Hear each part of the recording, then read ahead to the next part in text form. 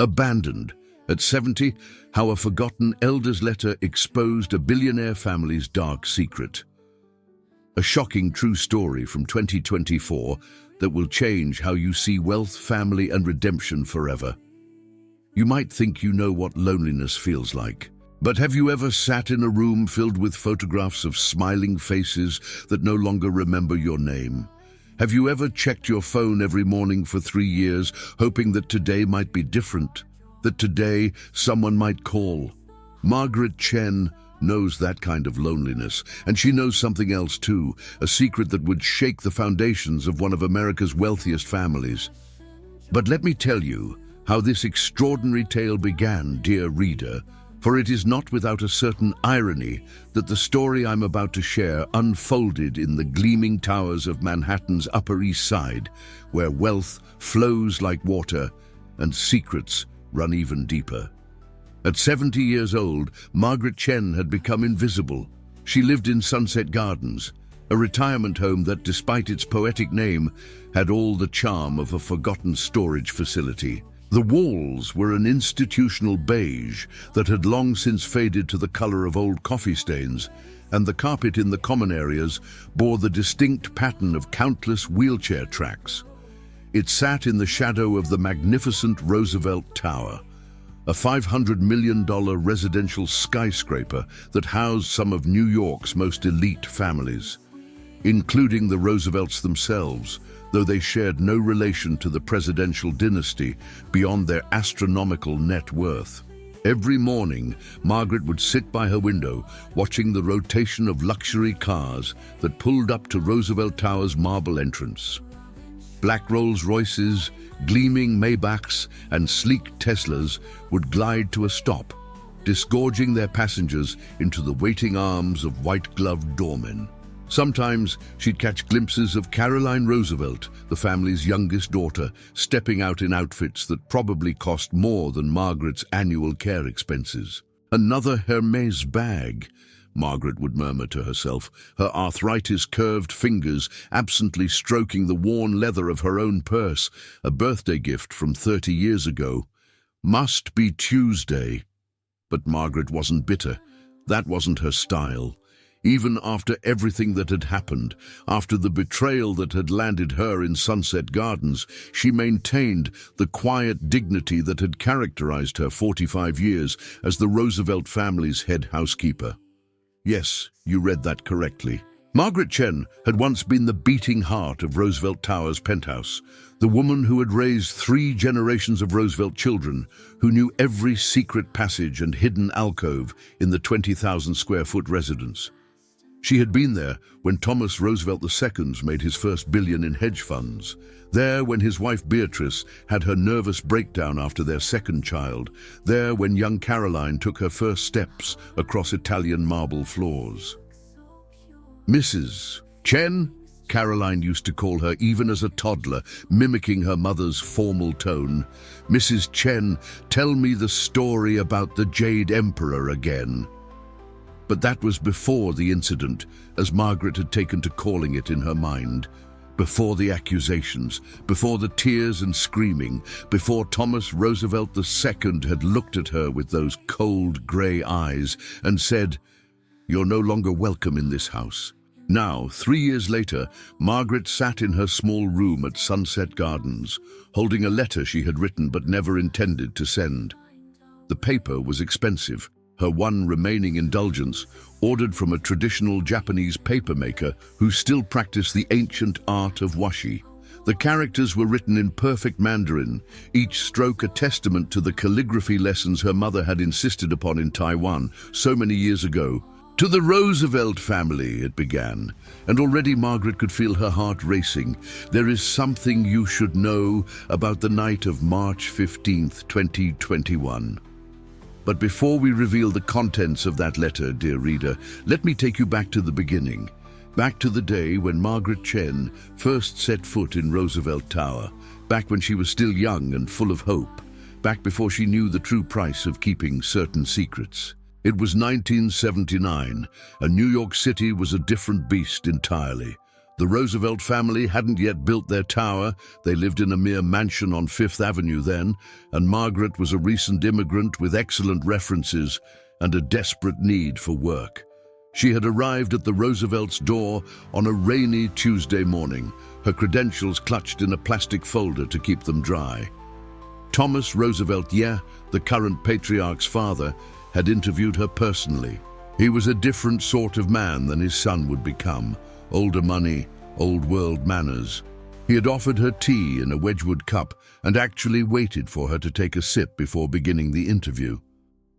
"Tell me, Miss Chen," he had said, "what do you know about discretion?" It was the question that would define the next 4 decades of her life. Margaret had looked down at her teacup, watching the leaves swirl in the amber liquid. In that moment, she thought of her father, a banker in Taipei who had lost everything protecting his clients' secrets during the financial reforms of the 1960s. She thought of her mother, who had taught her that dignity was not just about keeping your own secrets, but knowing when to keep others as well. "Discretion, Mr. Roosevelt," she had answered, "is like the air we breathe, essential for life, but best when no one notices its presence." He had hired her on the spot. Over the years, Margaret became more than just a housekeeper. She was confidant, counselor, and keeper of keys, both literal and metaphorical. She knew which floorboards creaked in the night when Diana Roosevelt sneaked out to meet her first boyfriend. She knew why there were always fresh flowers on the small table in the East Wing, even though no one ever sat there. It was where Thomas I had proposed to his wife. She knew about the safe behind the Monet and Thomas the Cirque's study, and about the other safe, the one hidden beneath the wine cellar, that even Thomas the Khan didn't know about. But most importantly, she knew about the document. The document, and even in her thoughts, Margaret always capitalized those words, was the reason she now sat in Sunset Gardens, clutching a letter that could destroy the family she had served for nearly half a century. It was the reason she woke up some nights in a cold sweat, her heart pounding against her ribs like a trapped bird. It was the reason she couldn't quite meet her own eyes in the mirror anymore. "Ah, Mrs. Chen, your afternoon medication." Margaret looked up from her reverie to see Sarah, one of the newer nurses, standing in her doorway with a small paper cup of pills. Sarah was a bright spot in the institutional gloom of Sunset Gardens, a young woman from Ghana with a smile that could melt frost and hands that were always warm, no matter the weather.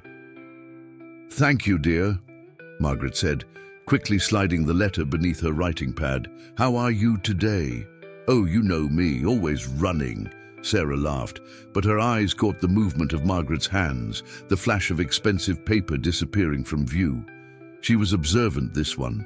Too observant sometimes. "Another letter to your family."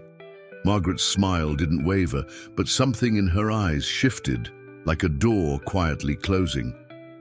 "Just some calligraphy practice. Keeps the fingers nimble." Sarah nodded, but Margaret could see the concern in her eyes. Everyone at Sunset Gardens knew Margaret's story, or at least the version that had made its way through the gossip circles. Former housekeeper to the Roosevelts, let go after some kind of scandal. No family of her own. They all thought they knew why she spent her days writing letters that never got sent.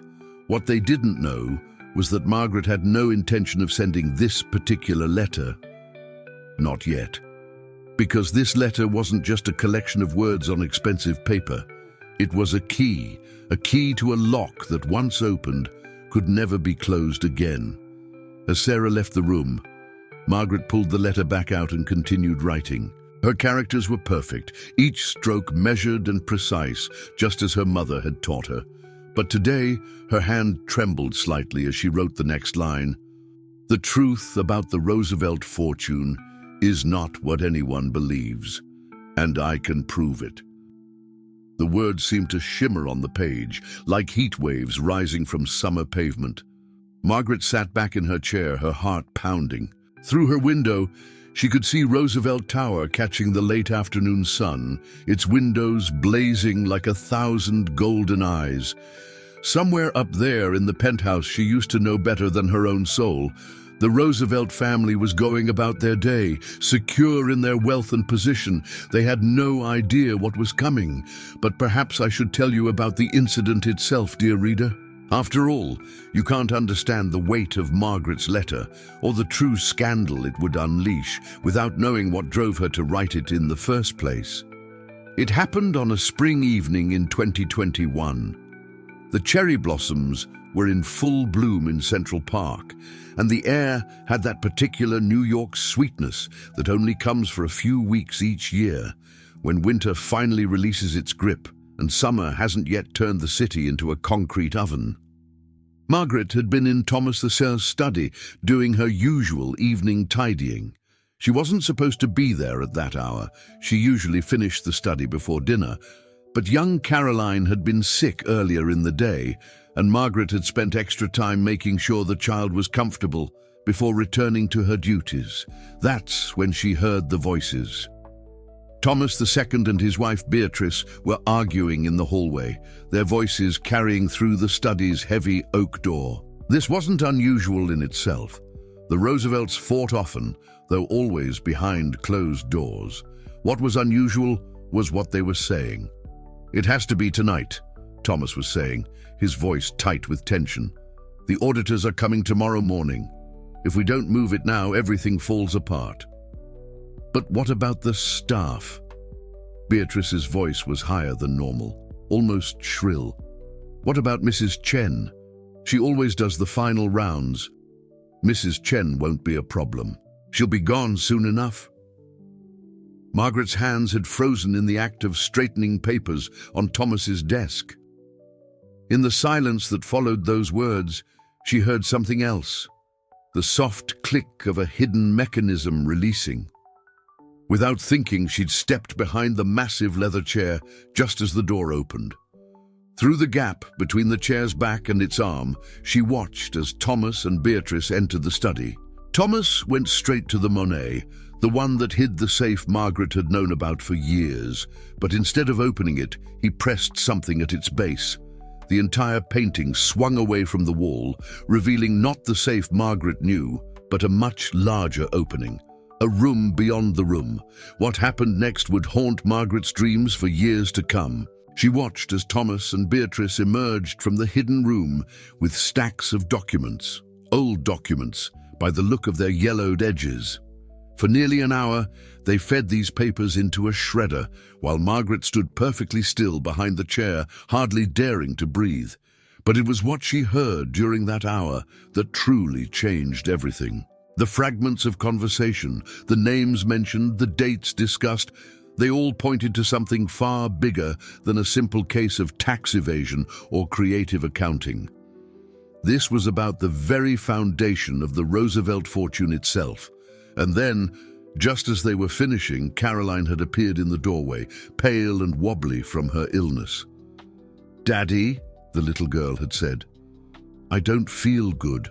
In the chaos that followed, Caroline throwing up on the Persian carpet, Beatrice rushing to her side, Thomas calling for the night nurse, Margaret had managed to slip away unnoticed. But not before she saw Thomas stuff one final document into his pocket instead of the shredder. A document that 2 days later would mysteriously appear in Margaret's own pocket, though she would never know how it got there. The next week, Thomas had called Margaret into his office. There had been irregularities in the household accounts, he said, missing items, security camera footage that couldn't be explained. He was sorry, but they would have to let her go immediately. "But Mr. Roosevelt," Margaret had protested, "I've been with your family for 45 years, and now you're not," he had cut her off. "You'll receive 6 months severance pay. I suggest you use it wisely." And that was it. 4.5 decades of loyalty ended in a 5-minute conversation. No chance to say goodbye to Caroline, no opportunity to collect most of her personal belongings from her staff quarters, just a security escort to the service elevator and a final glimpse of Roosevelt Tower's marble lobby before the doors closed behind her forever. Now, 3 years later, Margaret looked down at the letter in her hands. The characters seemed to pulse with their own inner light. each stroke a testament to decades of silent witness. She thought about the document, safely hidden where no one would think to look for it. She thought about Caroline, who must be 12 now, probably too old for stories about jade emperors. And she thought about justice, not the kind that comes from courts and lawyers, but the kind that comes from truth finally seeing daylight. Outside her window, Roosevelt Tower caught the last rays of the setting sun, its windows now dark and reflective as mirrors. Margaret watched as lights began to flick on in the penthouse floors, creating a constellation of artificial stars against the darkening sky. She had just finished writing the final character when there was another knock at her door. Expecting Sarah returning for her evening medication check, Margaret called out, "Come in!" But it wasn't Sarah who stepped into her room. It was Caroline Roosevelt. The girl, no, young woman now, stood in the doorway, her designer clothes oddly out of place against Sunset Gardens' worn carpet and faded walls. She looked so much like her mother had at that age that for a moment, Margaret felt time slip sideways, as if the past 3 years had been nothing but a bad dream. "Mrs. Chen," Caroline said, her voice trembling slightly, "I need your help." And with those words, dear reader, everything changed.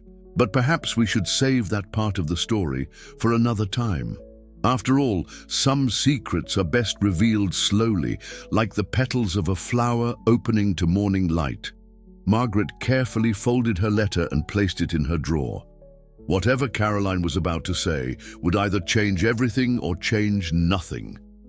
Either way, the truth had already been set in motion, like a stone rolling down a mountainside, slow at first, but gathering speed with every turn.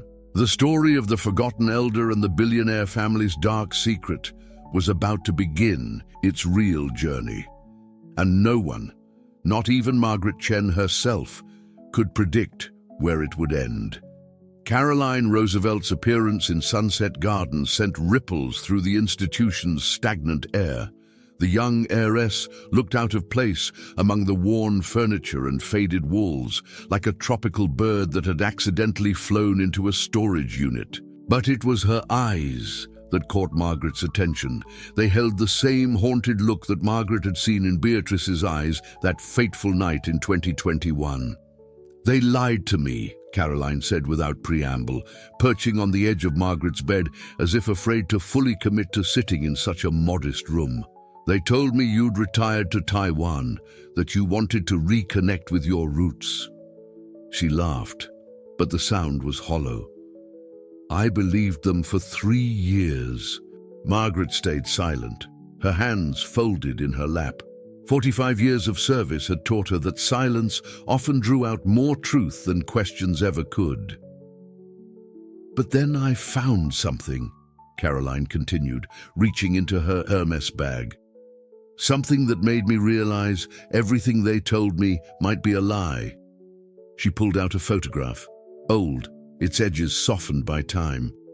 Margaret recognized it immediately. It showed a much younger version of herself, holding an infant Caroline, both of them caught in a moment of pure joy. But it wasn't the image itself that made Margaret's breath catch in her throat. It was what was visible in the background. Thomas Roosevelt II's study, and on the wall behind them, the Monet. The Monet that hid more than just a safe. "This was taken the day you taught me to say your name properly," Carolyn said softly. "Do you remember? I kept saying Mrs. 10 instead of Chen, and you made it into a game." She traced the edge of the photograph with one manicured finger. "But that's not why I'm here. Look at the date stamp." Margaret didn't need to look. She knew exactly when the picture had been taken. "March 15, 2001, she said quietly. "Your first birthday." Caroline's head snapped up. "Exactly. March 15th. The same date that keeps appearing in the documents I found in Daddy's study last week." The same date that's mentioned in all those old newspaper articles about great-grandfather's miracle investment that started our family fortune. She leaned forward, her designer dress crinkling. And the same date that appears on the edge of that strange document that was slipped under my door 3 days ago. Margaret felt her heart skip a beat, but her face remained impassive. What document? Caroline reached back into her bag and withdrew a folded piece of paper that made Margaret's blood run cold. It was a copy, not the original that Margaret had hidden away so carefully, but there was no mistaking the letterhead. United States Department of the Treasury, March 15th, 1945. I don't understand half of what it says, Caroline admitted, but I understand enough. This, she waved the paper, this suggests that our entire family fortune is built on something horrible, something criminal, and I think you know what it is. Margaret rose from her chair and walked to the window. Below, a grounds worker was trimming the sad little hedge that separated Sunset Gardens from the street. Beyond him, Roosevelt Tower stretched into the sky like an accusation. "What makes you think I know anything?" Margaret asked, her voice carefully neutral. "Because you're in all the photographs from that date. Every year, March 15th, there's at least one picture of you in the background. You're always there, watching. And..." Caroline hesitated, then plunged ahead. "And because I remember what happened the night you left. I wasn't really sick, Mrs. Chen, I was pretending." Margaret turned sharply. "What?" "I heard them planning something that afternoon, Daddy and Mother. They were talking about getting rid of you because you knew too much. So I pretended to be sick that night. I thought..." Caroline's voice cracked slightly. "I thought if I created a distraction, maybe you'd have a chance to get away. But I didn't know what from. I still don't." The revelation hit Margaret like a physical blow. All these years, she'd thought Caroline's illness that night had been a coincidence, a stroke of luck that had allowed her to escape undetected. But it had been intentional. This child, no, this young woman, had tried to protect her. "The thing is," Caroline continued, "after you left, everything changed. Daddy became obsessed with security. Mother started drinking more than usual, and the annual March 15th observation..." She shook her head. "It stopped completely. No more ceremonies, no more special dinners. It's like they're trying to erase that date from our family history." Margaret walked to her small dresser and opened the top drawer. Inside, beneath a stack of carefully folded handkerchiefs, lay her own copy of the document, the original. She'd kept it safe for 3 years, knowing that one day it would be needed. But she'd always imagined it would be lawyers or journalists who would finally hear the truth, not this child she'd helped raise. "What you found," Margaret said slowly, "is only part of the story, the real truth." She closed her eyes briefly. "The real truth would destroy your family." Maybe it needs to be destroyed," Caroline said quietly. "Maybe that's the only way to make things right." The words hung in the air between them, heavy with implication. Margaret studied Caroline's face, so young, yet carrying the weight of generations of secrets. She saw determination there and fear, but also something else, hope. Hope that the truth, no matter how painful, could somehow lead to redemption. "Tell me everything," Caroline said, "please." And so, as the afternoon light began to fade and the shadows in the small room grew longer, Margaret Chen began to tell the story she'd kept hidden for 45 years. The story of how the Roosevelt fortune was really made and the dark secret that lay buried beneath decades of wealth and privilege. "It began," Margaret said, "with your great-grandfather and a man named David Klein." The story Margaret told over the next 2 hours would have shocked New York society to its core. David Klein had been a Jewish refugee who arrived in New York in 1944, carrying with him a fortune in Nazi-looted art and gold. Thomas Roosevelt II, then a struggling businessman, had helped Klein hide these assets in exchange for a percentage. But on March 15, 1945, Klein had disappeared, supposedly returning to Europe to search for surviving family members. He was never seen again. The evidence Margaret had discovered over the years, carefully collected and hidden away, suggested that Thomas Roosevelt I had engineered Klein's disappearance, using his connections in the shipping industry to ensure that certain questions were never asked, certain records never examined. The Roosevelt fortune, Margaret explained, was built on blood money. Your great-grandfather took everything Klein had brought with him, the art, the gold, the bearer bonds, and used it to build his empire. Every March 15th, the family would hold a private ceremony, supposedly to honor the memory of a dear family friend. But it was really about keeping the secret alive, passing it down through the generations.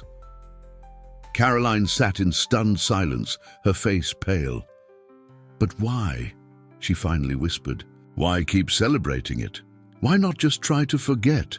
"Because your great-grandfather was both proud and afraid," Margaret replied. "Proud of his cleverness in building the fortune, afraid that someone would discover the truth. The annual ceremony was his way of controlling the narrative, making sure each generation understood both the power and the price of wealth." "And you knew all this time?" Margaret nodded slowly. "I discovered the truth piece by piece over the years. Your great-grandfather trusted me with many things, but this I learned on my own. The document you found, it's a Treasury Department investigation into Klein's disappearance. It was supposed to have been destroyed decades ago." "Why didn't you expose them?" Caroline demanded. "Why protect them for so long?" Margaret's answer was interrupted by a commotion in the hallway, raised voices, the sound of hurried footsteps. Then Sarah, the nurse, burst into the room. "Mrs. Chen, there are men here. They say they're from Roosevelt Tower Security. They're demanding to search the premises." Caroline jumped to her feet, her face draining of what little color remained. "Daddy," she whispered. "He must have noticed the copy missing from his study." Margaret moved with a speed that belied her age, crossing to her desk and retrieving both her letter and the document. "Sarah," she said calmly, "is the service elevator still broken?" Sarah nodded, confused. "Yes, they've had it locked down for maintenance all week." "Perfect!" Margaret turned to Caroline. "That elevator opens directly into the maintenance basement. The security men won't think to check there." She pressed the papers into Caroline's hands. "Take these and go now." "But what about you?" Margaret's smile was sad but determined. "I've spent 45 years protecting your family's secrets. Perhaps it's time I stopped." Caroline hesitated for just a moment, then hugged Margaret fiercely. "I'll make this right," she whispered. "I promise." As Sarah led Caroline to the service elevator, Margaret sat back down in her chair by the window. She could hear the security team getting closer, their heavy footsteps echoing down the hallway. But she wasn't afraid. For the first time in years, she felt truly at peace. The truth was finally free. Through her window, she could see Roosevelt Tower catching the last light of day, its windows blazing orange and gold. Soon, those windows would reflect a very different kind of fire, the kind that comes from long-buried secrets finally seeing the light of day. But as the security team burst into her room, Margaret Chen simply smiled. After all, some fires are necessary for rebirth, and some fortunes, no matter how grand, cannot survive the weight of their own dark foundations. The real question was, what would rise from the ashes? The answer to that question, dear reader, would shock even Margaret herself. But perhaps we should save that revelation for another chapter. After all, the most devastating truths, like the most powerful storms, gather their strength in silence before breaking upon the world. And this storm was just beginning to gather. The interrogation room at the 19th Precinct was a study in institutional indifference. Margaret Chen sat perfectly straight in an uncomfortable metal chair, her hands folded in her lap, while Detective Sandra Ramirez paced back and forth like a caged tiger. "Let me get this straight," Ramirez said, stopping to lean against the scratched metal table. "You're telling me that the entire Roosevelt fortune, we're talking billions of dollars here, is based on stolen Nazi loot?" "Not exactly," Margaret replied calmly. "I'm telling you that Thomas Roosevelt used stolen Nazi loot as leverage to build his fortune. The difference is important." Through the one-way glass, Margaret could sense, rather than see, the observers watching this interview. Thomas Roosevelt II would have his lawyers there, of course. Perhaps even FBI agents, given the international implications of what she was about to reveal. "And you have proof of this?" Ramirez asked, her dark eyes intense. "Caroline has the document," Margaret said. "But I have something else, something that even the Roosevelts don't know about." She reached into her sleeve and withdrew a small key. It looked ancient, its brass surface darkened with age. "This opens a safety deposit box at the Manhattan Savings Bank. Inside is a diary. David Klein's diary. He gave it to me for safekeeping the day before he disappeared." Ramirez's eyebrows shot up. "You knew David Klein?" Margaret's smile was sad. "I was 12 years old when he handed me that key. My father was the bank manager who helped him set up the account. Klein said to me, 'Little one, sometimes the truth needs to sleep for a while before it can wake up.' I didn't understand then, but I do now." The detective sat down heavily. "Why come forward now, after all these years?" "Because of what happened 3 nights ago," Margaret replied. "Someone broke into my room at Sunset Gardens. They weren't looking for the document. They were looking for this key, which means someone in the Roosevelt family finally figured out why Klein visited the bank that day in 1945. A knock at the door interrupted them. A young officer entered, his face pale. "Detective, you need to see this." He handed her a tablet. Ramirez's eyes widened as she read. "Roosevelt Tower is on fire." The words hung in the air like smoke. Margaret closed her eyes briefly, seeing again the tower's golden windows in the sunset. "Caroline," she whispered. "The fire started in the penthouse," Ramirez continued, scanning the report, "specifically in Thomas Roosevelt II's study. Early reports suggest—" She looked up sharply. "They're saying someone deliberately set fire to a hidden room behind a painting." Margaret stood up so quickly, her chair scraped against the floor. "We need to go there. Now." "Mrs. Chen, you're in protective custody. I can't just—" "Detective," Margaret cut her off.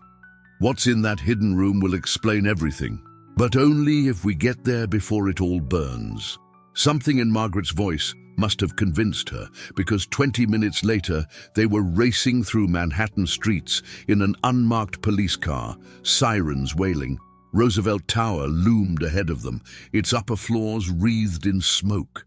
As they pulled up to the police barrier, Margaret saw a familiar figure being led away in handcuffs. Beatrice Roosevelt, her perfectly coiffed hair now disheveled, mascara running down her cheeks. "My daughter!" she was screaming. "You have to find my daughter!" Margaret's heart clenched. She hadn't meant for Caroline to get caught in the crossfire. The girl had only been trying to right a historical wrong, to bring justice to a family that had been destroyed by her own family's greed. But as they watched, another figure emerged from the tower's marble entrance. Caroline Roosevelt, covered in soot but very much alive, was helping firefighters carry out boxes of documents. "The ones from the hidden room," Caroline called out when she saw Margaret. "The ones they didn't manage to destroy in 2021. It's all here. Great-grandfather's records, Klein's original inventory, everything." Thomas Roosevelt II appeared then, not in handcuffs but surrounded by FBI agents. His face was a mask of fury as he saw Margaret. "You," he snarled, "you destroyed everything." "No, Thomas," Margaret replied quietly. You did that yourself, the day you chose to continue your father's sin rather than make it right. But there was more to come. As the firefighters brought out the last box from the hidden room, Caroline gave a sudden cry. "Mrs. Chen, look at this!" She was holding a photograph, protected by a heavy glass frame. It showed a group of people standing in front of a bank, the same Manhattan Savings Bank, where Klein's safety deposit box still waited. And there, in the center of the image, was a young Chinese girl standing next to David Klein. "That's you," Caroline whispered. "But how?" Margaret took the photograph with trembling hands. "Because David Klein wasn't just some refugee who made a deal with your great-grandfather," she said softly. "He was the man who saved my family during the war, who helped us escape from Shanghai to America." She looked up at Caroline, tears in her eyes. "That's why I took the job with your family. I needed to know what had happened to him." The revelation hit Caroline like a physical blow. "All these years, you were investigating us." "At first," Margaret admitted, "but then I came to love your family, despite everything. I thought I could protect both the truth and the people I'd grown to care about." She shook her head. "I was wrong. Some truths refused to stay buried." Detective Ramirez, who had been listening intently, stepped forward. "Mrs. Chen, that safety deposit box, we need to get it now." But Thomas Roosevelt II laughed, a harsh sound that cut through the chaos around them. "You're too late. I already sent men to the bank. Whatever's in that box will be ash before you get there." Now it was Margaret's turn to smile. "No, Thomas, it won't." She turned to Caroline. "The key I showed Detective Ramirez. It's a fake. The real key has been in the one place no one would think to look. It's been in your possession all along." Caroline's hand flew to her throat, where a delicate gold chain disappeared beneath her soot-stained blouse. On it hung what everyone had always assumed was a decorative charm, a tiny brass key that Margaret had given her on her 10th birthday. "You knew," Caroline whispered. "You knew I would be the one to finally bring the truth to light." "I knew you had your father's intelligence and your mother's conscience," Margaret replied. "And I prayed that would be enough." The next few hours passed in a blur of activity. The bank key revealed not just Klein's diary, but a complete record of the Roosevelt family's deception, documents that Klein had carefully gathered before his disappearance, knowing that someday they would be needed. But it was what they found in the final pages of the diary that changed everything. Klein hadn't disappeared at all. He had been helped to escape by Margaret's father, given a new identity and a chance to track down his family in Europe. He had lived out his days in Switzerland, watching the Roosevelt Empire grow from afar, waiting for the right moment and the right person to reveal the truth. That person turned out to be his young friend's daughter, Margaret Chen. As the sun set on that explosive day, Margaret stood once again at her window in Sunset Gardens, but this time she wasn't alone. Caroline sat beside her, both of them watching as Roosevelt Tower's windows reflected the dying light. "What happens now?" Caroline asked softly. "Now." Margaret turned to look at the young woman who had risked everything for the truth. "Now we do what David Klein always intended. We find his living descendants and we return what was stolen from them." "But that would bankrupt the family," Caroline said, though her tone suggested this wasn't necessarily a bad thing. "Perhaps," Margaret agreed, "but it will also free them. Your father, your mother, they've been prisoners of this secret for their entire lives. Sometimes losing everything is the only way to find yourself again." Caroline was quiet for a moment. Then she said, "Tell me again about the Jade Emperor, Mrs. Chen. Please, like you used to." And so, as night fell over New York City, Margaret Chen began to tell a story, not about emperors this time, but about truth and justice and the long arc of redemption that sometimes takes generations to complete. But this story, dear reader, was only beginning. For in the ashes of the Roosevelt fortune, something new was about to rise. Something that would change not just one family, but an entire city's understanding of wealth, power, and the true cost of keeping secrets. 1 year later, Roosevelt Tower had a new name, the Klein Chen Center for Historical Justice. Margaret Chen stood in what had once been Thomas Roosevelt II's study, now transformed into a memorial museum. Where the Monet had once concealed secrets, a wall of photographs told the stories of families whose assets had been stolen during World War II. At the center was a portrait of David Klein, his kind eyes seeming to watch over the space he'd never lived to see.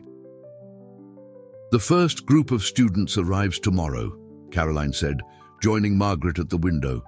She'd traded her designer clothes for a simple business suit, her transformation as complete as the buildings. 20 high school seniors, all descendants of Holocaust survivors. They'll be the first recipients of the Klein Fellowship. Margaret nodded, watching the sunset paint Manhattan gold. David would have liked that. He always said education was the best revenge against hatred. The past year had transformed more than just the tower. Thomas Roosevelt II had accepted a plea deal, trading information about other families' hidden wartime assets for a reduced sentence. Beatrice had checked herself into rehabilitation, finally facing the demons she'd tried to drown for so long. And Caroline? She'd surprised everyone by refusing her trust fund, instead using her share of the remaining legal assets to establish the foundation that now occupied the tower's upper floors. "Have you heard from your father?" Margaret asked softly. Caroline's smile was sad but peaceful. "He wrote me from prison last week. He's different, calmer.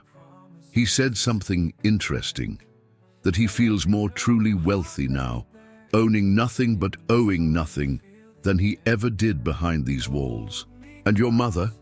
6 months sober," Caroline beamed. "She's talking about starting a support group for other women trapped in gilded cages. Says she finally understands what real freedom means." Margaret touched the small brass key that now hung around her own neck, returned to her by Caroline after its long service was complete. "Sometimes the heaviest chains are the ones we forge from gold." A young man appeared in the doorway, James Klein, David's great-grandson, located through a year of painstaking genealogical research. At 25, he had his great-grandfather's gentle eyes and determined chin. "The lawyers are ready," he said. "They've found 3 more families with proof of looted assets." Caroline squeezed Margaret's hand before following James out. She'd made this her life's work now, tracking down the descendants of those whose wealth had been stolen, helping them reclaim not just assets but their very history.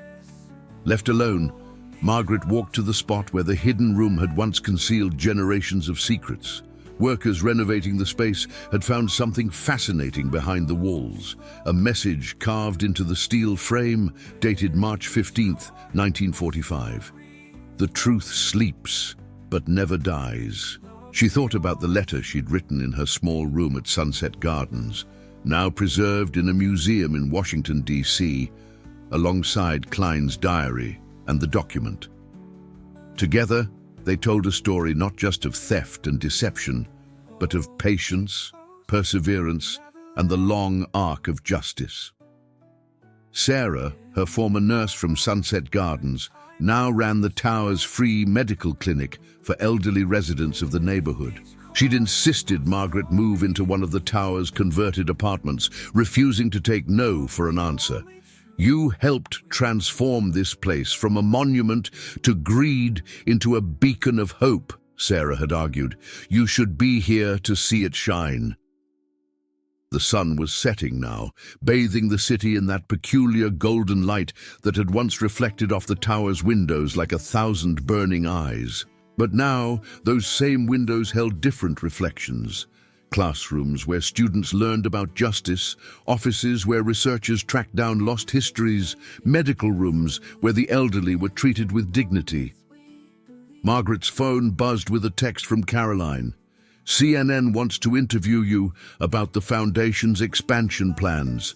Ready to tell your story again? Looking out over the city she'd called home for more than 50 years, Margaret smiled. Some stories she'd learned never truly ended.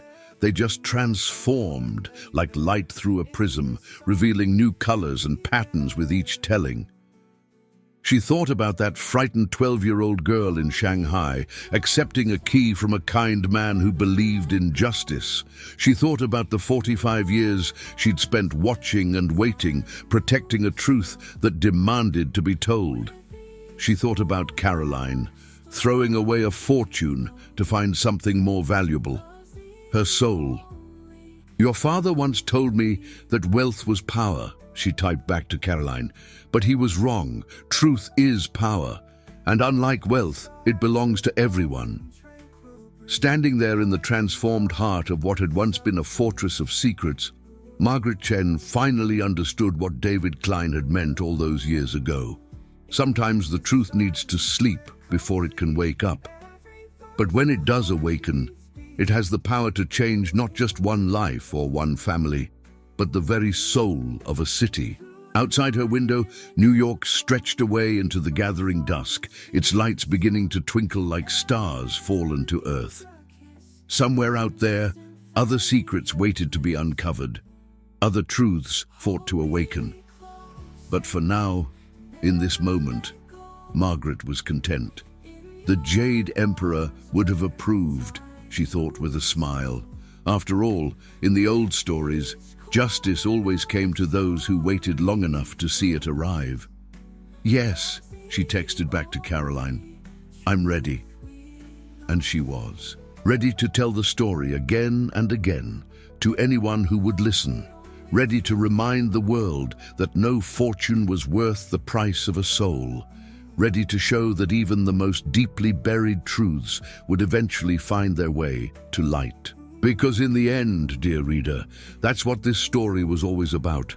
Not just the secrets of one wealthy family, but the power of truth to transform darkness into light, greed into grace, and an abandoned elder's whispered words into a symphony of justice that would echo through generations to come. As night fell over the Klein Chen Center for Historical Justice, its windows still blazed with light. Not the cold gleam of wealth, but the warm glow of truth, finally set free. And in that light, Margaret Chen, no longer forgotten, no longer afraid, stood watch over a legacy that would outlive all the fortunes ever built on shifting sands of deception. For some stories, like some truths, are meant to be eternal. The end.